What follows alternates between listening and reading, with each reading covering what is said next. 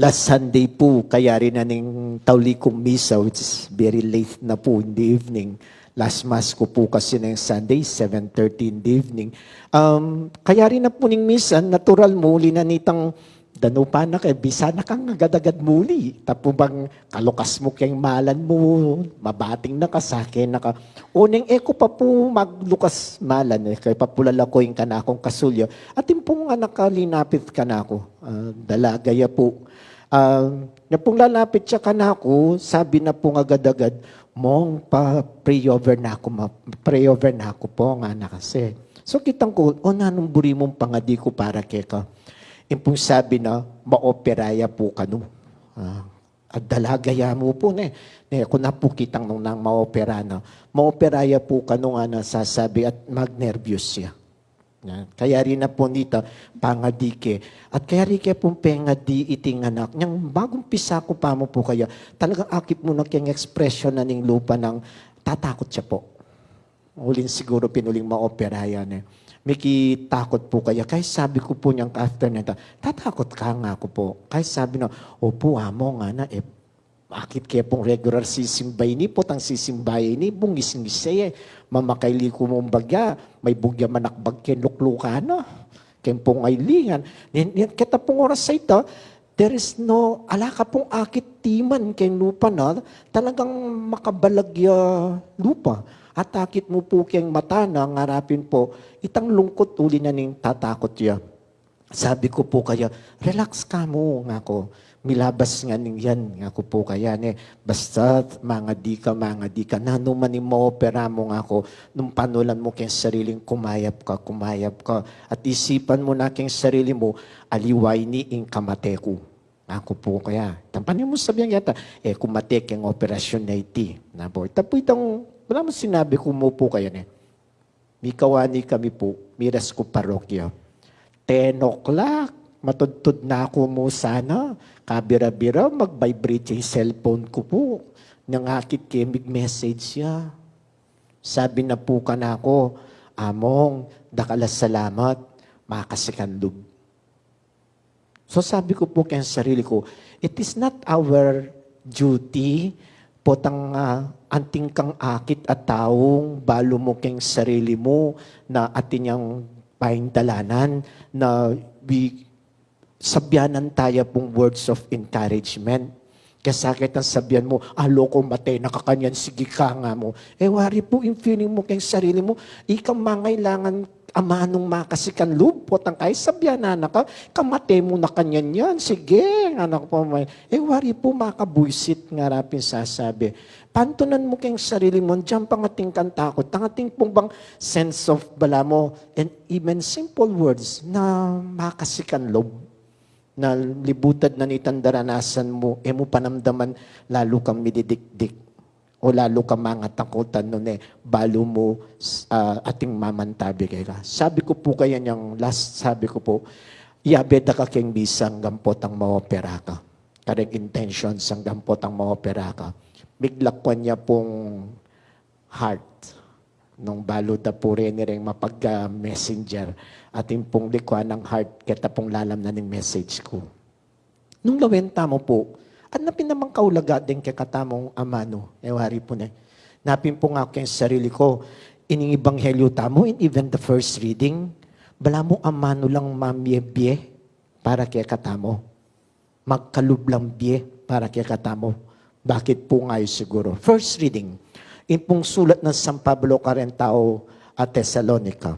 Sasabihan ng Pablo kaya kayo, kagalang isipan nyo kayong sarili yun nung akakit yung kapayapan, kayong paligid yun, nga na po sasabi, na bala mo everything okay na yung gana-gana, nga na. Potang kayo bigla-bigla, ating data nga problema, nga na.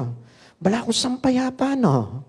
Bala ko sang okay na yung sabla. O bakit ating din nga problema, nga na po. Mga newari, naningkay na yung sasabihan na pong Pablo, istundin tang taking kay kambye nga na, uning ganakan mo, anak na kuning sala, nako anak ning dalumdum. Na po sinabi ng Pablo, Carentao Thessalonica, kasi inke kayong ginu, meteya, para kay kayong ana po. Neman dintang para mamarusa. Nunepin, gewa napin nga na, gewa na, itang May paldan kayo. May kasikan kayo nga na po. Naita, at inyang adwan. Naman tang uli mong inisip yung okay ning sabla. It is, hanapin po, it's a day of peace and security nga na. At mag-regin relax kayo. Adi nga na po. In the first reading, sasabihan na po, kayo matudtud. Kayo maging pabaya. O taping panabili na. Ing ginu, sopa na kayo. Words of encouragement. Sasabihan na pong Pablo ka rin kayang kasabi. Pero tandaan nyo, andyang pasik ng anda kayo loob. Kayo sana maging pabaya. Kayo sana paboren po ta, maging masyado kayong lax. Nga na po, maging relax. Naalala kong gagawan, isipan nyo, maging okay na yung sabla. Ani nga na, always be ready. O tapos sasabihan na katamo, andyang pang sasabihan ko kayong, you are children of the light, not of darkness nga na. Akitaya po yan kayong gospel. Minubay gino, Jesus kayong sinagoga, at niyang kalub na po, at inyang disan ka rin may itong lalaki, sa saniba niya ni Marokay Espiritu. At niyang kay, sinabi na pa nining Marokay Espiritu, may kipag-dialogue, yep, pekisabyan, po. Balo ko nung ninuwi ka, nga na pong makanyan sasabi, iking banal na ning Diyos. Na nung sabi ng Jesus, yuyutos ko keka. Again, the words, amanong makay babye-biye para kay katamo, makoka keng lalaki ngayon. Sabi na po ng Ebanghelyo, bitbat ning lalaki, pero may nasakit. Kay may kuya. Ewari po. And then tao may amaze la. It is only the words. Nasabi na po, nung karinig ko yung upaya, no? Amano yamo, nganapin, may mintuyeng Marokay Espiritu. Again, bala mo pepakit na po ng ginukya katamo, nung ikita mo keng kwento na ng Thessalonica, mas apansin ng tamo nung nanuing masanting ng gewa ng Jesus, itang kayang amano. Napin po sabi rapin, let our lips speak of goodness and never curse others nga na po. Mother Teresa. At inya pong paneng sasabihan na word Mother Teresa. Kung po balo no maging familiar kayo. Every time mag-deliver ya pong talk, he will end with these words, only Jesus, only Jesus, only Jesus. Ita po panini sabihan na, po tandamdaman de po rin audience na ret, ang amano nga reta, only Jesus, o tat papalakpak la. Then tao, kapot ang magsalita yung Mother Teresa, they are so simple words of experiences na kin life na po. Pero when he say, only Jesus, panamdaman da po itang kayang amano. Kasi akakit da kimbiya na, nung nanong gewa na king lagyo ng Jesus.